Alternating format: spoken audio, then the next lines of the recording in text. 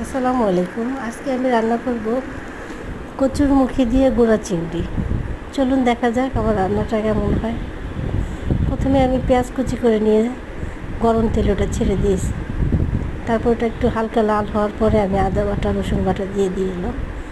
ওটাও একটু লাল হওয়ার পরে গুঁড়ো হলুদ, শুকনো মরিচের গুঁড়ো, ধনিয়ার গুঁড়ো একটু কিঞ্চিত সামান্য, তারপর জিরার গুঁড়ো, এগুলো দিয়ে আমি ভালোভাবে মশলাটা কষিয়ে তারপর চিংড়ি মাছ আগের থেকে পরিষ্কার করা সেটা আমি দিয়ে দিয়েছি। ওটা কিছুক্ষণ জাল হওয়ার পরে কচুরমুখীটা সেদ্ধ করা ছিল সামান্য, ওটা আমি দিয়ে দিয়েছি।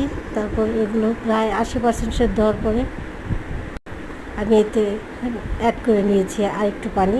তারপর আমি এটা ভালোভাবে জাল দিয়ে এখানে কাঁচামরিচ দিয়ে দিয়েছি। তারপর কষানো শেষ হলে আবারও পানি দিয়ে আমি জাল করে সে পানিটা হালকা শুকিয়ে নিয়েছি।